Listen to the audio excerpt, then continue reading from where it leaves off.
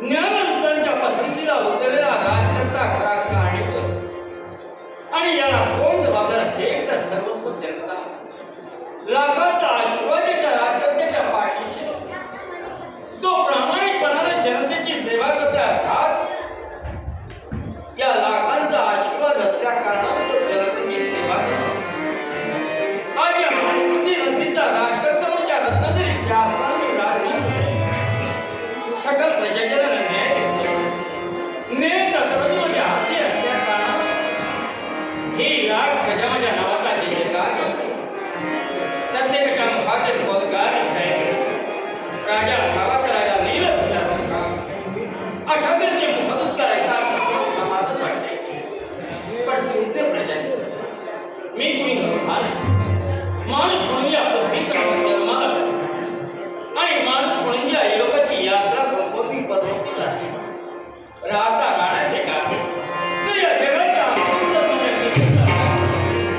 तो सदैव भटकत राहा याच्यासाठी माझ्या जीवनाचा हक्क टाकतो. हे जगाच्या सृष्टीचा नेमक्या मी जनतेची सेवा करतो. बुद्धी देता परमेश्वर बुद्धीचा वापर करणं हे ज्याच्या त्याच्या हाती. परमेश्वराने मला बुद्धी दिली जनसेवेची. त्या जनतेची मी सेवा केली असताना माझ्या जीवनात नकळत कदाचित दूर झाली असेल तर त्या चुकीची क्षमा असावी. हा माझा प्रामाणिकपणा या शंका माझ्या जीवनाचा अहंकार नाही. प्रामाणिकपणाला सेवा करावी दुसऱ्याचा मस्तक करणं हे माझं व्रत नाही. माझ्या जीवनात मी कोणाचं केलं असेल तर बंद करत नाही. आणि त्या व्रतातून परमेश्वरामध्ये जे काही केलं ते कशासाठी असेल तर जनतेच्या सेवेसाठी. काळी समज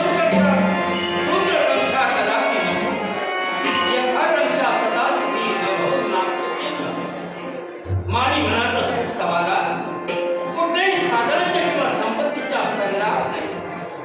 आयुष्यातील प्रत्येक पाऊल अंतःकरणाचे विरुद्धला उच्चारण टाकणं हाच खरा समाधानाचा मनुष्यानं उदळ मारल्याने आणि विजय उदळणे विश्वाच्या मार्गात नांदावं अशाच हेतून परमेश्वराने त्याला जन्मास आणि आपल्या पुत्रत्वाचा मान दिलाय. तो पुत्रत्वाचा मान मी जपते अर्थात पुत्रत्वाचा मान जपणं म्हणजे माणसाला आपल्या जीवनात माणुसकी जपणं आणि तीच माणुसकी माझ्या जीवनात जपणे हाच माझ्या जीवनाचा खरा आहे. म्हणून माझी जनता मला सर्वस्व जयजयकार करते.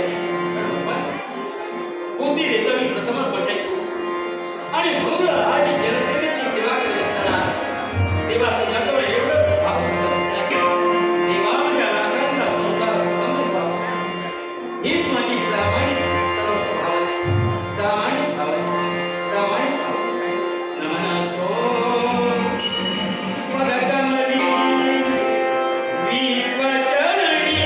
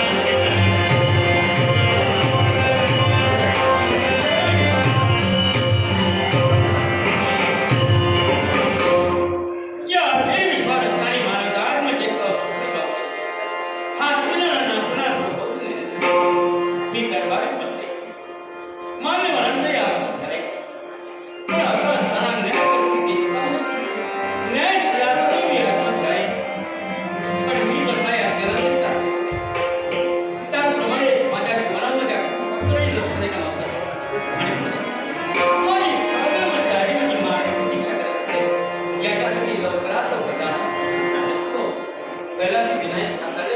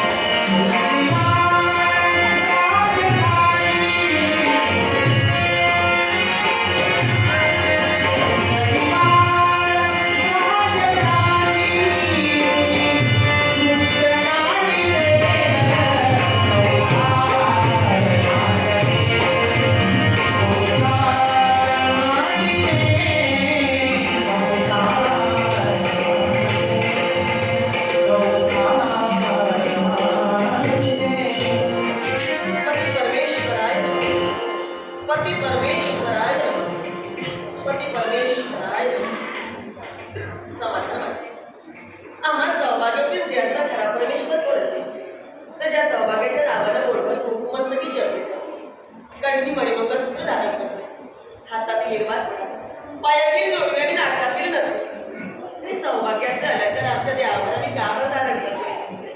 आमच्या देवाची शोभा वाढविण्यासाठी तर आमच्या सौभाग्याला दीर्घायुष्य प्राप्त व्हावं, त्यांना सुदृढ निरोगी आरोग्य प्राप्त व्हावं आणि आमच्या देवावर अगदी अखेरच्या श्वासापर्यंत हे अलंकार अखंड राहावे.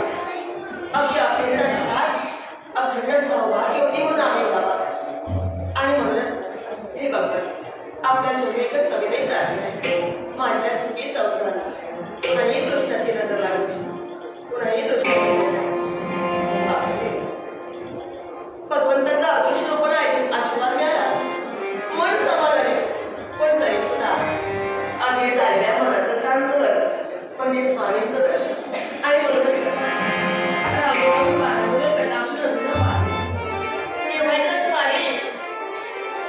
त्यांचा चेहरा पाहिजे, तो हसतमुख चेहरा पाहिल्याशिवाय मनाच्या ठिकाणी समाधान नाही. आणि म्हणूनच त्या नावावर त्या अधीर झालेल्या मनाचं सांत्वन म्हणजे तुमचं दर्शन होतं. आणि म्हणूनच लवकरात लवकर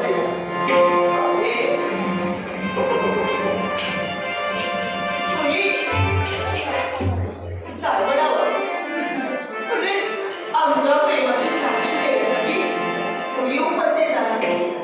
अगदी मानव मुलं गेली प्रत्येक जण झाले आणि एक चंद्रदेवता आमच्या प्रेमाची साक्षी. पण या पुरुषांना कधी काही कळणार आहे, या स्त्रियांचं घोडं त्यांना कधी समजलंच नाही. पण आम्ही जीवनात आचरणात आलेला पत्नीधर्म परिपूर्ण होत असताना त्यांची मार्ग प्रतीक्षा हाच मनाचा उद्देश आणि याचा आनंद आहे ना, तो फार वेगळा आहे. आणि म्हणूनच त्या चंद्रदेवतेला साक्षी ठेवून सांगते, तुमच्या जीवावर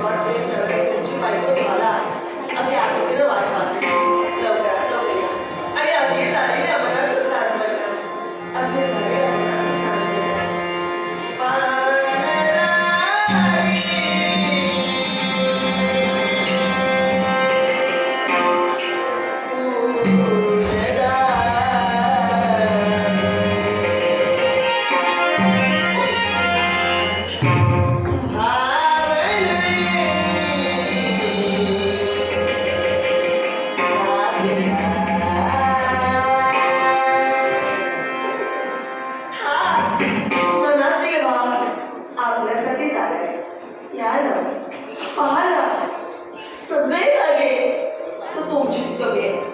लवकरात लवकर या आणि अधीर झालेल्या मनाचं साधन करा. पानदारी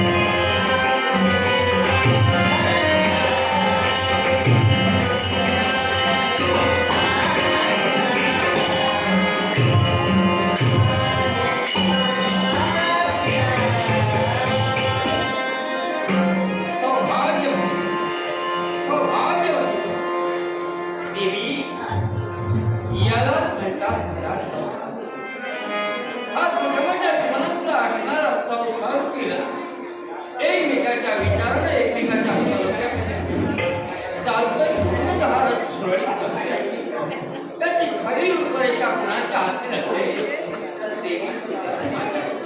आमचं देवीचं आणि संसाराची संसार देवता कोण असेल? ते आपण आहे. आणि अगदी आपल्या नजरेत, अगदी आपल्या आज्ञात जशी आम्हाला मिळते तसं हे संसाराचं चित्र आम्ही नाही काढलं. आणि ही खरी साथ तुमची आहे. आमच्या फक्त पावलावर पाऊल ठेवून पुढे येण्याचा प्रयत्न करते. अगं प्रयत्न नाही.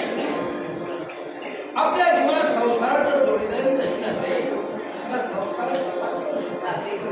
आपल्या जीवनात एकेकाची विचार एकेकाला पाहिजे. म्हणून परमेश्वराने दिलेला संसार हा नुसता एकट्या गुलामाचा संसार नसतो. या जनतेचा संसार पण सुरळीत चालतो. आणि म्हणून आपल्या जीवनात मावळवणी आपल्याला प्राप्त होऊ शकते. हे सर्व लग्न नाही झाले पण असं वाटतं ना, अहो, प्रत्येक दिवशी भेटण्यासाठी येणार. आज कुंभराईला हार विचार मीच करते. आज येण्याबद्दल त्यांची पावलं पडतात. काय बरं? काय गं? आपला भाग आहे. ते म्हणते, सहपत्नी आशीर्वाद देण्यासाठी आपल्यासोबत येतात. पण अद्यापर्यंत त्याचा आतमध्ये नाही. सर्वांपर्यंत त्यांची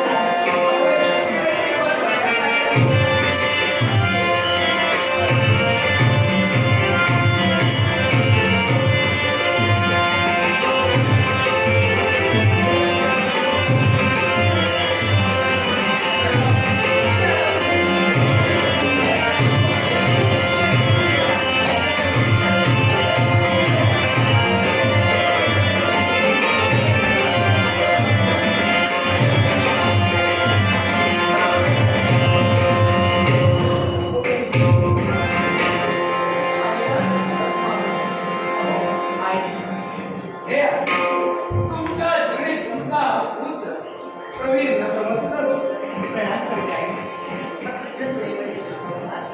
तुम्हा दोघांनाही आमचा आशीर्वाद. मार्गाची दिशा करतो की तुमची मन आतून झालं होतं आणि तुमच्या आशीर्वादासाठी सुद्धा आज आम्ही दोघे यंदा तुम्हा दोघांचा आशीर्वाद घेतला आणि खरोखर माझ्या मनाचं समाधान झालं. या विश्वाच्या ठाई एकदा मित्र भरता यह पिता यह पोषका तर मित्र विश्वाचा सहभाग्य निर्वते. या विश्वाच्या ठाई आपल्या पुत्रावर योग्य ते संस्कार मिळू शकतो. तोच खरा पुत्र होय. आणि माता पित्याने केलेल्या संस्काराचं अवलोकन जो पुत्र स्वतःच्या जीवनात करतो तोच खरा पुत्र होय. आणि या विश्वाच्या ठाई जिनं स्वतःचं प्रातिनिध्य तेज सांभाळून स्वतःच्या नवऱ्याला सहकार्य केलं तीच खरी पत्नी होय. आणि तेच भाग्य आज माझ्या जीवनी आहे. अगदी सत्यत्वाचं भाग्य बघून लहानाचा मोठा आपण केला. आणि या भाग्यानं आतापर्यंत आपला शब्द पाडला. बाबा खरोखर धन्यवाद. याच्यामध्ये सर्व काही बरोबर होतं पण आता तू सामान्य नाही का? आमच्या प्रमाणे तुझं इतकं लक्षात झालं. आमच्याही पेक्षा तुझी जबाबदारी फार वाढली. आता महत्व कशाचं असेल याची जाणीव आपणच घ्यायला हवी. हा माझ्या बाबतीत सांगायचं तर मी खरोखरच नशिबाच्या खेळात भाग्यवान ठरले.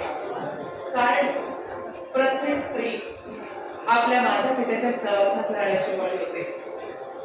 आई बाबांचं ते बाळपण पाजल्यानंतर प्रत्येक स्त्री आपल्या मायामुळे सगळी बंधनं मागे सोडून एका परक्या गृहात प्रवेश करतात.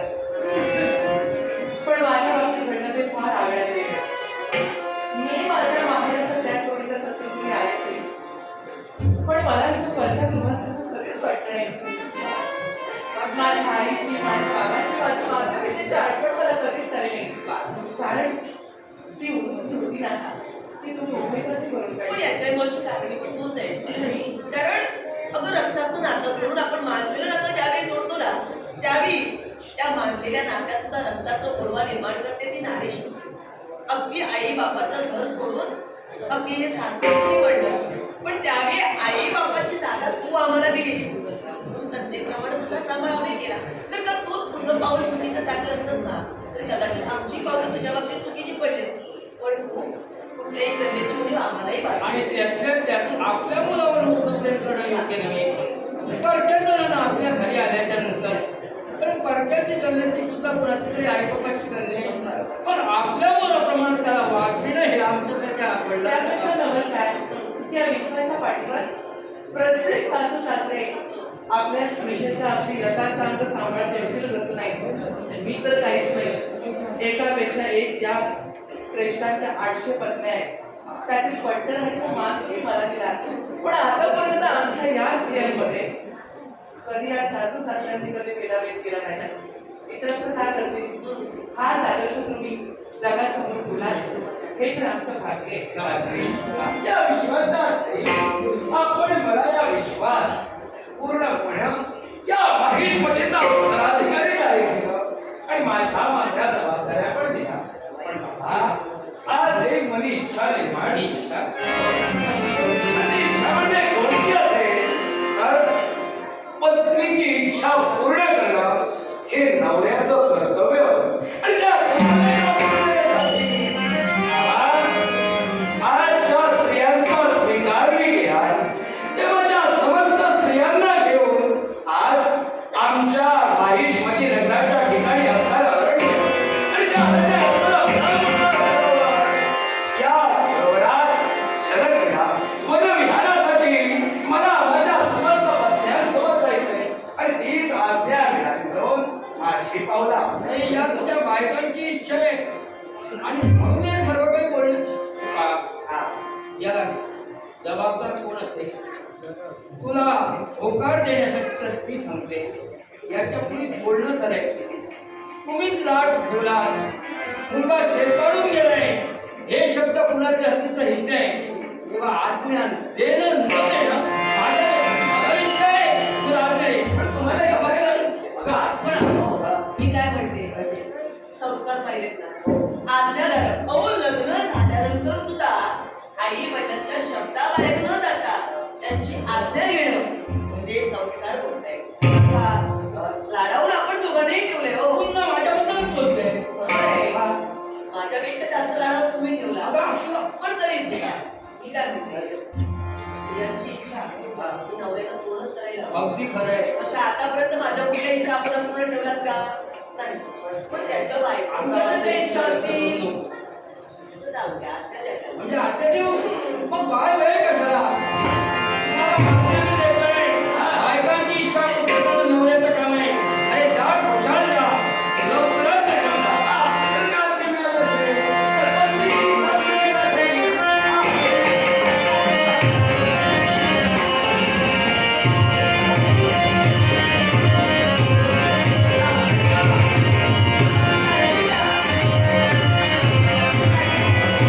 पाहिलं ना?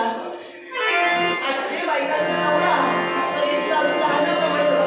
बरोबर आहे. कधी समजला गेला? आणि त्यांच्याकडे आपण आईबाप जरी येतो ते लग्न झालं तरी मुलगा आपल्या बाबतीत लहानच आहे तेव्हा येण्याची मागे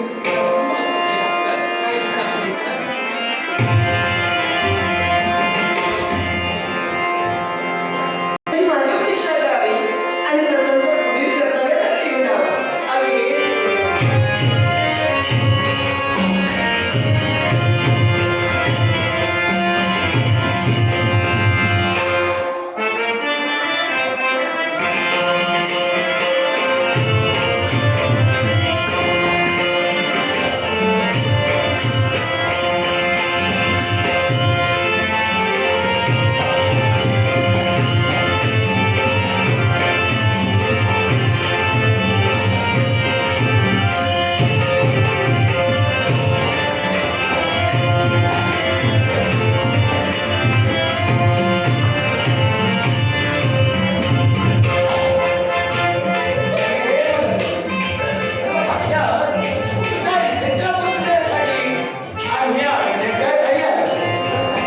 कित्येक दिवसाची माझी इच्छा होती. आम्ही सगळ्याजणी याच गोष्टीची मागणी प्रतीक्षा आणि करत या तुझी इच्छा नव्हे तर माझ्या समर्पणाची इच्छा आज मी पूर्ण करणार होतो. पण पाहते या निर्भीड अशा अरण्यात हे निसर्गाचं नवचिंतन आहे. त्यापेक्षा मुली, आहे ते. मला सांगा ते पहा ते विस्तीर्ण पसरलेलं ते जलाशय आमच्या माहिष्मती नगराच्या ठाई असणारं अगदी विद्वान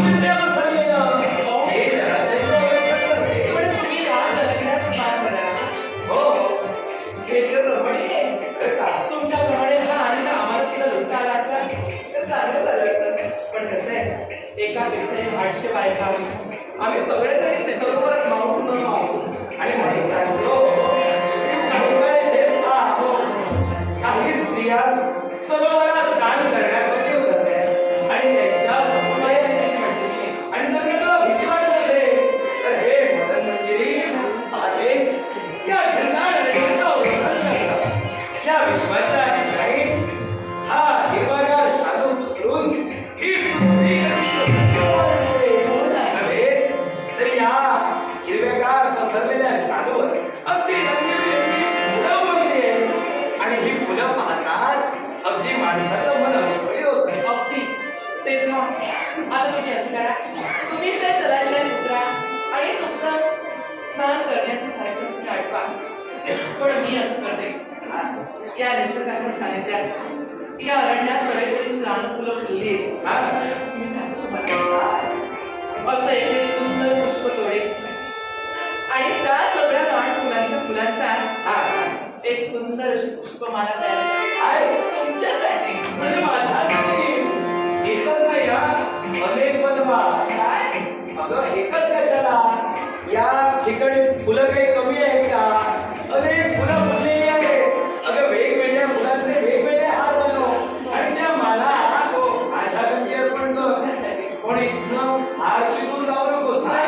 या अरण्याच्या ठाई या संसाधनाचा उपयोग करून एक पुष्पमाला तयार कर. तोपर्यंत या स्नान करण्यासाठी हा तुझा वेळ घाल.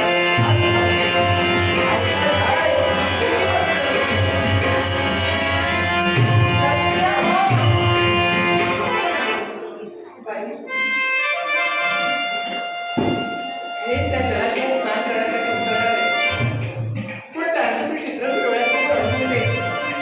हे चित्र डोळ्यासमोर अडकून ना माझ्या अंगावर तर रोमांच येईल आहे. हो आम्ही सुद्धा सगळ्या जणी त्या जलाशयात उतरलो असतो ना तर या खंडगार पाण्याचं सिंचन आम्ही आमच्या देहावर केलं असतं. आम्ही सुद्धा स्वच्छ स्नान केलं असतं. पण तरी पण यांची इच्छा गेली. पण हे येईसोबत त्यांच्यासाठी सुंदर अशी पुष्पमाला मी तयार करणार आहे. या मंद मंद वाऱ्यांच्या लहरी वाहत आहे. हा वारा अंगावर स्पर्श केला ना की एवढं समाधान वाटतं की असं वाटतं या स्थळाचा त्यातून सध्या कुठेही जाऊ नये. हो तीन वर्ष काळाचे हिरगार लोकांची तणावाचं परिणाम दिली पडतात. असं वाटतं की अवघड जाऊन आणि घटकान घटका असाच नाश करावा. चालत चक्रवात चंडोल सारेजण आपापल्या परिणाम लागतात. जिथेही राहणं बाजूलाच वर्षाने पण बागडतात ना तेने करून इथं कसल्याच भय नाहीये हे मानवाने झालं. पण हो तऱ्हेतऱ्हेची राहणं फुलं फुलली आणि या फुलांचा सुगंध मला त्यांच्याकडे घेऊन येतोय. आणि म्हणून तर नव्या नवतीला बहर आलाय. नव्या नवतीला फुलेला बहरपर्यंत मग माझं प्रेमान काय झालं माहितीये का? बापरे लतिनाना कलिनाना कुसुमा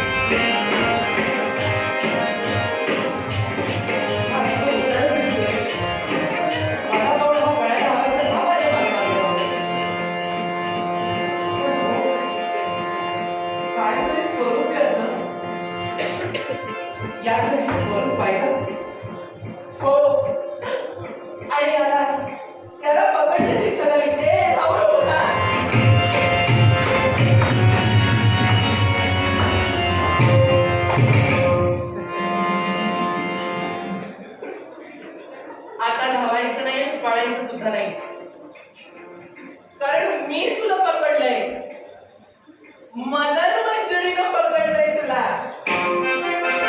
हो. वा वा वा वा वा.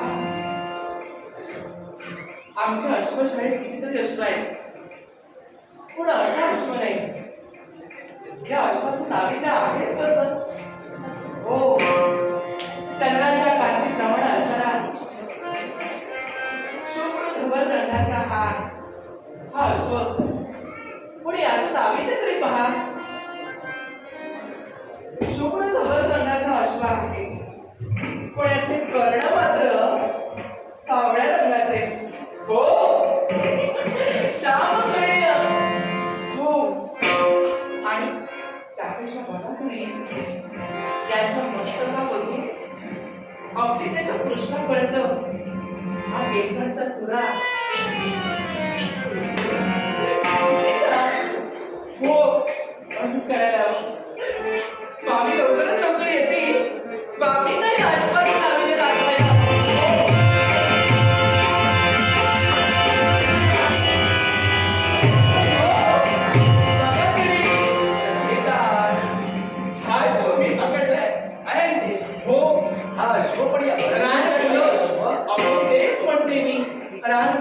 असताना हा अश्व एकाएकी मला दिसला.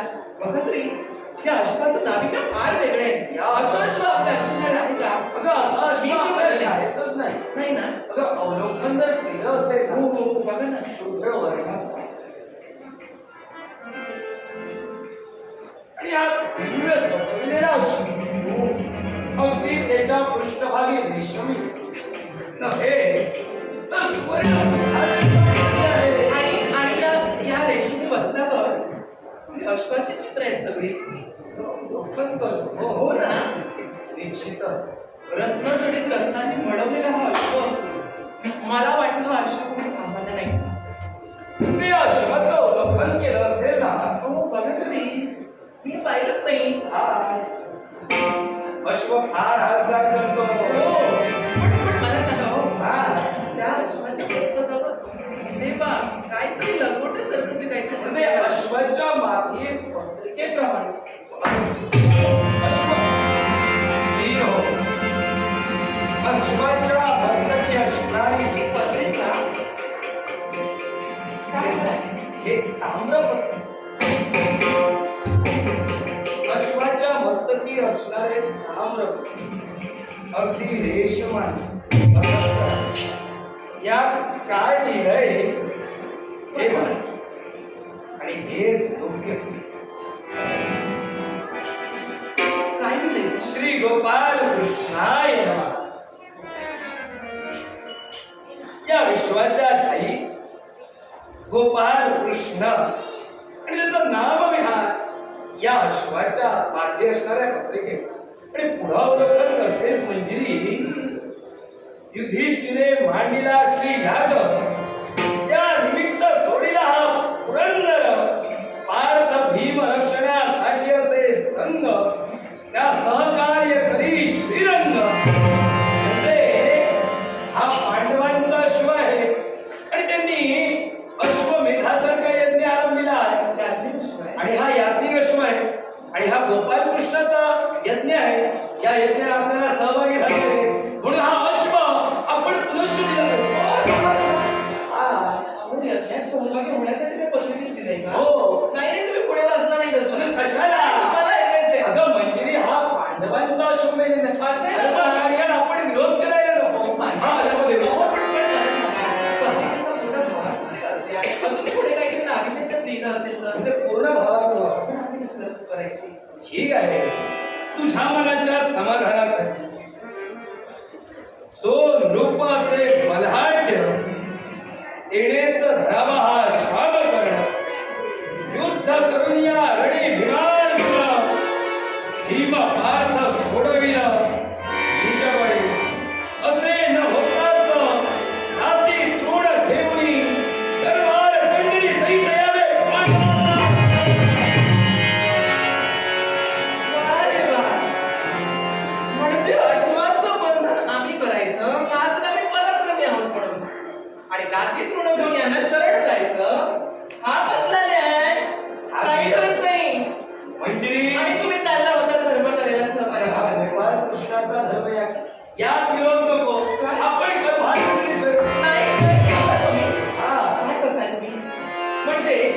प्रभू श्री गोपाळ कृष्ण यांच्या आशीर्वादानं जे पांडव हा अश्वमेध यज्ञ करताय निश्चित या यज्ञासाठी आपण सहकार्य करायचं सर्वात दर्शवणी कर्तव्य हवे.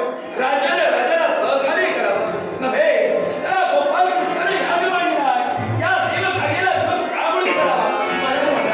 मला सांगा आता आपण ही पत्रिका वाचली त्या पत्रिकेमध्ये काय लिहिलंय त्यांचा तो अश्वमेध यज्ञ आहे हे समजलं पण त्या व्यतिरिक्त जाऊन हा अश्व जो कोणी पराक्रमी नृप म्हणजे एखादा राजा बंधन करेल त्यांना आपल्या पराक्रमानं हा अश्व बंधन करायचा हो मग तुम्ही जर पराक्रमी आहात तर दाती तृण घेऊन त्यांना शरण जायचं अश्वबंधन केलंय आम्ही हवं तर ते शरण येतील आपल्याला म्हणजे आपण अश्वाचं बंधन आपण करा. पराक्रमी आहोत म्हणून तो बंधन केलाय ना आता या अश्वाच्या मुक्तीसाठी किती कोणी येऊ द्या तुम्ही पराक्रमी आहात ना निश्चित मग तुमचे पराक्रम दाखवायला नको या